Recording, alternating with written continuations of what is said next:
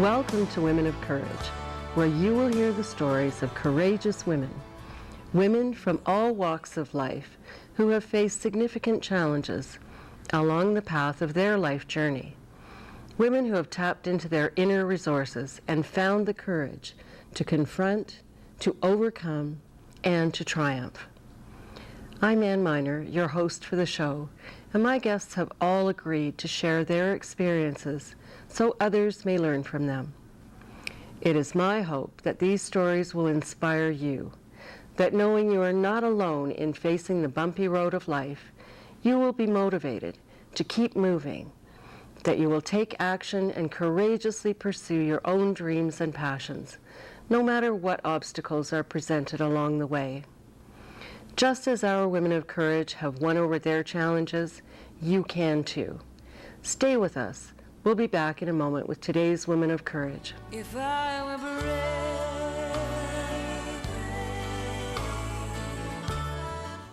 That sense of awe, that's why you became a magician.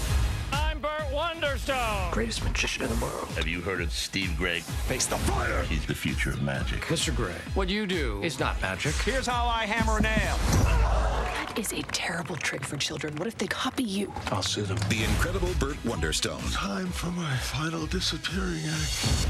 He has gone to a better place. He's under the bed. I know. Order now on Rogers On Demand or RogersAnyPlaceTV.com.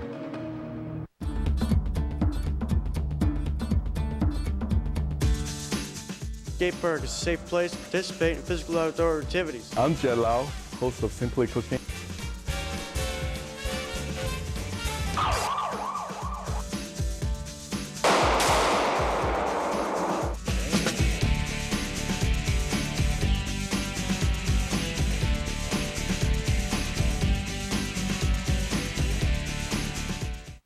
I have ants in my pants. Did you know monkeys live on the monkey bars? My grandpa's 1,000 years old.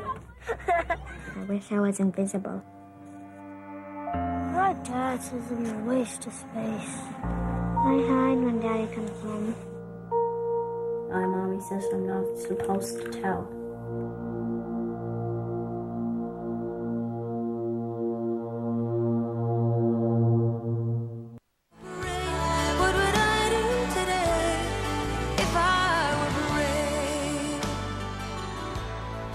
Welcome back to Women of Courage. I have with me Wanda Csanyi, and Wanda's going to share with us her story. Wanda, I know that you've sort of divided your life experience into before and after. Yes. So let's start with the before. Okay. When I was a little kid, I was labeled shy. To me, shyness just means full of fear. So everywhere I went, I was hanging on to my mom and afraid of people. And as I grew up, it just got more so. And by the time I had my first child, I had to go to the emergency, and they gave me some tranquilizers, I suppose. And I thought, there's nothing wrong with me. But you learn later on that, yes, maybe something is wrong with you. But over the years, you fight. You know, you take the pills, then you stop taking the pills. You think you're weak if you're taking the pills. At least I did. Mm-hmm. So you try to go off them, and it's not good, so you go back on them again. So what happened when you were not taking the pills? Full of anxiety, fear. I would have a hard time just walking across a room full of people. I would not go across the room. I would just sit in the chair and not bother to move at all. So not fun at all. And it prevented you from doing things that you wanted to do, did it? Well, every day was a struggle. Mm-hmm. You know, you wake up in the morning and you think, oh no, another day. You think you have to climb out of bed and go to work, even though you don't want to go to work. And I was working in a job that I wasn't really happy in. After 20 years of that job, I knew I shouldn't be there anymore, but I didn't know where else to go. So you sit there and sometimes you even cry at work because you're not really sure what else you can do. So I reflected on it for about a year and a half, every day thinking, what else can I do, what else can I do? And I was getting nudges from the universe to change my life, but I didn't really know how or what road to go. So one day I was in a car accident, and I ended up going for massage therapy. And she said to me, "Can I practice Reiki on you?" I'm like, "Go ahead." I thought nothing was going to happen. But as soon as she put her hands on my head, it's just like, holy cow, something was really happening. And I think at one point I burst into tears. When she got to my stomach, it's just like tears started flowing. So you think, wow. And then I went home and I was relaxed for a day and a half. And I thought, wow, that's a miracle. Compared to when you're sitting at home and your fist is clenched and you try to pry it open and it pops back shut. It's not fun at all. So I don't know what else is on that paper. So you think the first turning point was with Reiki? That's when I realized that there was something more than just the regular medical version of help. Mm-hmm. So it was a big, big deal. So after that, I just started taking more and more courses. I was compelled to take courses. If I wasn't signed up for one, I was getting these nudges, like, go do that, go do that. So half the time I ended up at courses and I didn't even know why I was there. Even So at the courses on Reiki? Different holistic courses. I went through all the Reiki courses. I took level 1 all the way up to teacher, master teacher training. But I still knew there was something more for me out there. So then I took hot stone massage courses and reflexology, and I took a couple body talk courses. It's about becoming intuitive and finding out what's going on with people's bodies. But I still knew there was something else. Because one day I was walking down the street and I was tapping myself out. Tapping is when you... We were tapping myself out, yes. And how does one do that? You intuitively get links. So it's like your head is linked to anxiety or tension in your left arm, and then you tap on your head, and that highlights to your body that that's important, and then you tap on your heart, and then that makes it more solid. Stays in your body. So I would walk down the road and I would tap, and then one car would go by, and another car would go by. I didn't want to appear to be a little wacky. So I said, okay, I need something better. Something that's more permanent, that I don't have to be tapping myself out every day and doing the links. So a couple months later, I ended up at a 5-day silent retreat. A silent retreat? Silent retreat. No talking. I didn't find it hard. Like you said, I'm not a big talker. I actually kind of liked it, except that we were supposed to avoid each other, and that was more stressful. So near the end, I just started looking at the other people too. But when I came home, I was actually vibrating. Like physically, I could feel something had changed in my body. And from that point forward, that is the after part of me. So it changed me. And I was no longer the scared person full of fear that couldn't leave the house without medication, I suppose. You mentioned also that there was anger in sort of woven into all of that as well. Well, it was easy to get angry at other people. It's easier to blame other people than yourself, even though it probably started within somewhere. But so after the 5-day silent retreat, then what really changed in the way that your life progressed? Have you ever heard of oneness? Probably. So when you start to feel connected to the universe, to nature, to everything, to people, and slowly you start to realize that all what you were worried about before, it just kind of magically drops away. So the fear, the anxiety, the depression, it just slowly disappeared. Probably something with that vibration, it elevates the vibration of your being. So now when I walk down the street, when I see the trees in blossom, it's touching compared to before they were just trees. And when you see a little kid, it's like, oh, and it's like almost like looking into the face of God. It's pretty neat. And you, somewhere along the line, also undertook to learn yoga. It was about maybe 2 years later. I realized that I still had muscle tension, and I had been taking yoga all along, but then I decided that I would like to teach it. So I went and I took a 200-hour yoga teacher training. That took a year, I think. And now I teach yoga in my own studio 5 times a week. 5 times a week. So that's quite a range of treatments, approaches, and therapies, if you like, that you've employed with your own challenges. Every course that I took, I got benefits from it, so then I used the benefits that I knew I got from it and helped other people with it. So Wanda, we're going to take a break, and when we come back, I want you to tell us more about how you've shared your own experience with others. Stay with us. We'll be back in a moment with more of Wanda Czanyi's story on Women of Courage.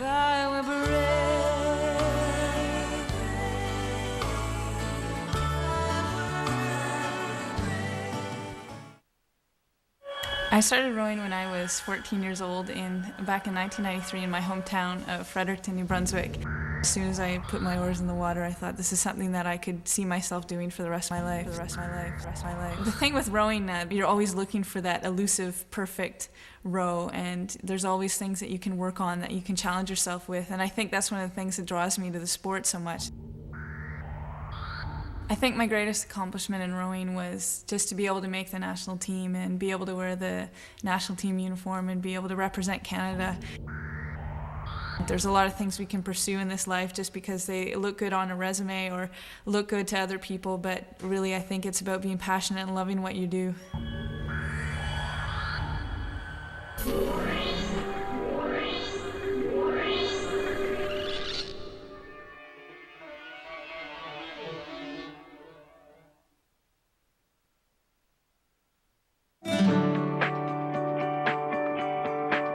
I enjoy getting to see what really goes on behind the shows and getting to try all the aspects that go into it.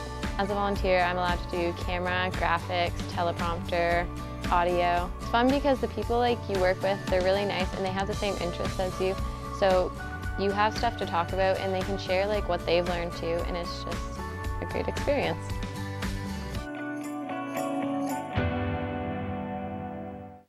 What step would I take today if I were brave? Welcome back to Women of Courage, where we'll continue our story with Wanda Csanyi. So Wanda, tell us about how you developed soul connections. I took all my energy medicine modalities and brought them all together. And I was actually doing it before I even realized I was doing it. And the more I worked with people, the more I became intuitive. And I started to get inklings of information from sources that weren't really mine. And my memory increased a lot better, and just information was just flowing from me, through me, to my clients. And eventually I've started to become almost like a medium. I don't call myself a medium, but I can connect with people's energy. I can't tell if they're living or if they've already departed, but I can talk to them. And we send them divine healing love, and it transforms them just like it does for my clients. When I put my hands on my client's head, the energy flows through me to them, and it kicks out emotional baggage, things that aren't serving us well, and old belief systems. There's lots of things that people believe that aren't any good for anybody, things that we were taught when we were little, and they're no longer true. So it's pretty incredible that it can transform people's lives, and it's easy and fun. There's some tears, but there's also a whole lot of laughter during my sessions with people. And you attracted laughter into your own life, didn't you? Last year I was sitting at yoga and I said to myself, or the universe, I said, okay, I would like to have some fun new friends come into my life. And a couple months later, a few showed up. A lot of them are my clients, actually. And I think it's because I've taught them how to think, let go of drama, and just be all about having fun and just realize that life can be fabulous. And it's great to have friends that we can laugh and hang out with. We have a group of friends that get together and we call ourselves the Money Bags.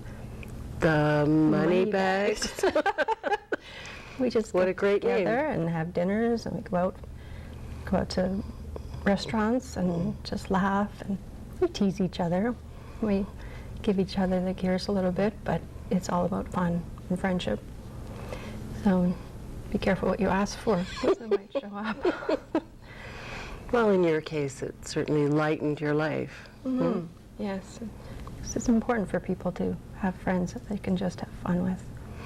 So continuing on your journey, what's next? Next year, I'm going to become the president of Oxford Women in Networking. That would be Owen for short, yes, right? Owen for short. Yes. And we have, I think, 127 women that are members of Owen. And we get together for 4 dinner meetings once a year, or 4 per year. Mm-hmm. And we have speakers, and we have trade tables so people can highlight their own businesses. And of course, we've lightened it up a little bit. It's a lot of fun. That was a huge step. If we just look at where you came from, that very shy person, to now you're going to be the president of Oxford Women in Networking. And 4 years ago, I was at an Owen meeting, and they decided that they needed new blood in the board. And I heard that nudge, go do it, go do it. It's like, really? So it started off small. And what else? A couple friends and I have decided to start a new business. It's called Smarty Pants Productions. So we're going to be creating weekends for women. It's all about having fun. And what will the weekends for women be all about? So we're going to start on the Friday night and have a pajama party. So all the women will get together in their pajamas, and we will have a cocktail party, and maybe popcorn and pizza, and maybe even a movie, and just make some new friends. And then the next day there will be seminars. So I'm actually going to be teaching one about healthy vibrations. So that's all about women's sexuality. Wow. That's a very important thing. I'm also going to be teaching yoga. And there's going to be several other women teaching different seminars. So Saturday and Sunday. And of course, great food. It's going to be at the Elmhurst. The food is always fabulous there. And how many women do you think you will be expecting? We're aiming to accommodate 100 women. Well, that's very ambitious. So is there anything else you can tell us? I know that it's sort of a bit of letting the cat out of the bag here tonight. Tell us about when we're going to be starting to book women. This coming Thursday at Oxford Women in Networking, we're going to be showcasing the 3 women and I. I am going to be dressed up as a green fairy with 3 feet long wings and a wand. And we have a slideshow promoting it, showing pictures of the Elmhurst and a few of the events that we're showcasing. And the other girls are going to be there in their pajamas and just spreading the news about how they can get together with us because we're such fun gals. So are you saying that you're coming to the Owen dinner in your pajamas? Well, I'm coming in the green fairy outfit, and the other ladies are coming in their pajamas. So we're going to make a little bit of a fuss or uproar at the event because they're not used to seeing us in our pajamas. I should think not. No. But it'll get us noticed. So what made you decide that was something you wanted to do? Oh, it's all part of that, having those new fun friends. If you can make 100 new fun friends, why not, right? 100 new fun friends. Wow. Isn't that what life's all about? Well, maybe that naturally leads us into what message would you like to send to our audience? I was thinking about that earlier today, and I think part of it is it's okay to ask for help. Because along the way, in the beginning, I would never have asked for help. It just kind of was given to me without asking. And then when I started to ask for help, it just became easier and smoother, and more people came. Mm-hmm. So ask for help. Mm-hmm. Anything else? And always look at the positive of things. There's always a silver lining. Sometimes you have to look hard, but it's always there. And I would be willing to bet you want to add something about fun. I mean, look at you. Well, some people think that fun is frivolous, but I think it's the most important thing in life. Because without fun, it's not really worth much. What's the point? Exactly. And of course, we all know that laughing generates endorphins. Burns calories. Does it? It does. No, I hadn't heard that. I think I read on Facebook. Oh, well, where else? Yes, 15 minutes of laughing is as beneficial as 2 hours of sleep. 15 minutes of laughter versus 2 hours of sleep. So you think we could... Okay, so if we laughed for an hour... Yes. We could stay up all night. Oh, maybe at the pajama party. Well, thank you very much, Wanda. Are you planning on showing us that little... I did not bring the red nose. I didn't think I could be able to talk with the red nose. All right, we'll save it for next time. And now, a few words of wisdom from a wonderful, wacky, one-of-a-kind woman, Jezebel Peppa, who will share with us her thoughts on the theme of today's episode.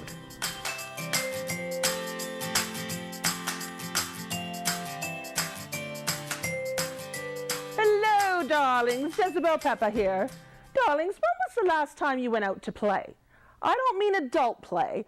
I mean childlike, fun, full abandonment type of play, where you took a child's toy and went and sat and played with it and just enjoyed that moment and the pure bliss that it brought to you. I want you to do something for me. I want you to go and find a child's toy. If you don't have one in your house, go to the store and buy one. Don't worry about, nobody's going to know who you're really buying it for. Bring it home, take it someplace private, and become a child again.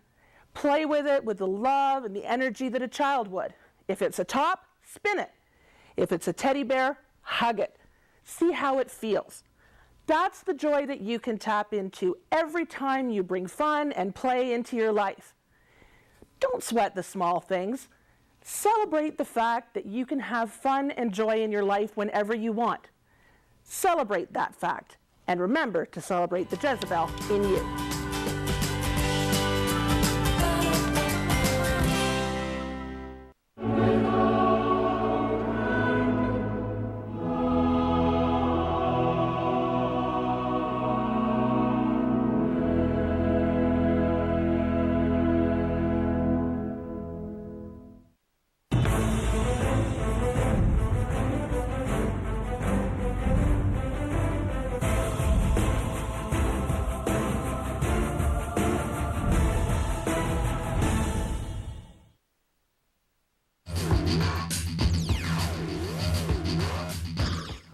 Here's a self-defense technique you can learn in less than a minute. Typically done by fairly aggressive people. You go to shake their hand and they want to squeeze it. Well, the first thing I need to do when I shake this person's hand is protect my hand. So I'm going to turn my Peter pointer pointing up his arm. As soon as I do so, he can no longer squeeze my bones together. He's trying to squeeze my hand cross-grain, which really protects my hand. But I still need to get away. So I'm going to take my other hand, I'm going to slide my fingers nice and tight to the underside of his wrist and close my grip. So now I have a two-hand handshake on this fella. From here, I'm going to basically roll it towards me, causing pain onto his wrist. From here, I can now push in the back of his arm, pushing myself free to safety. We're going to do that one more time. Again, it grabs your wrist. I instantly point up so he can't squeeze my hand. Grab, roll him to the sky, push off, make some space for freedom and safety. That's one more tip to help keep you safe. If I were brave. Thank you to our guest, Wanda Csanyi, and to Jezebel. Every guest on Women of Courage takes home with her a beautiful floral arrangement from Fernley Flowers and an autographed copy of my book, Succeeding in Spite of Everything. Remember, in every setback lies opportunity. Opportunity for you to call up all that you've learned through your own personal experience and the experiences of others, to rely on your core beliefs and values, to find your way through to new opportunities, and to succeed in spite of everything. Until next time, be courageous. What step would I take today if I were brave?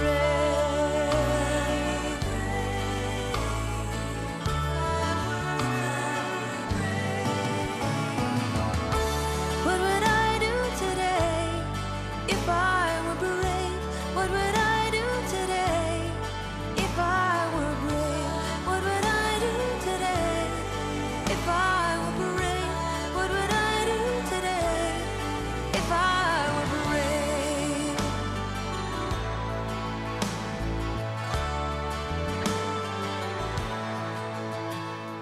What if we're all meant to do what we secretly dream?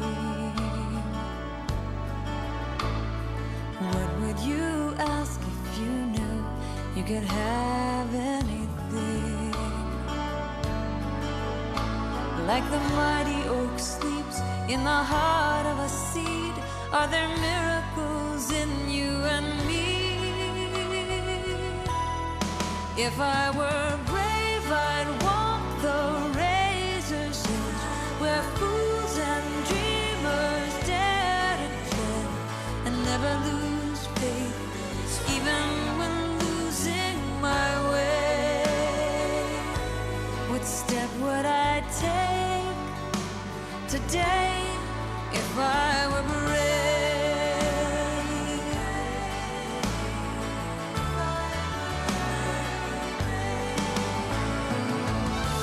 What would I do today if I were brave?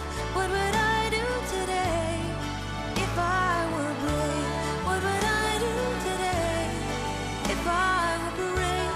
What would I do today if I were brave?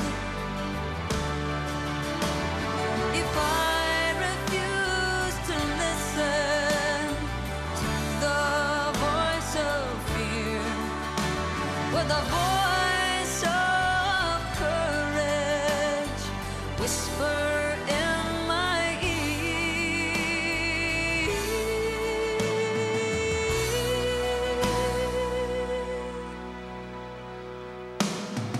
If I were brave, I'd walk the razor's edge, where fools and dreamers.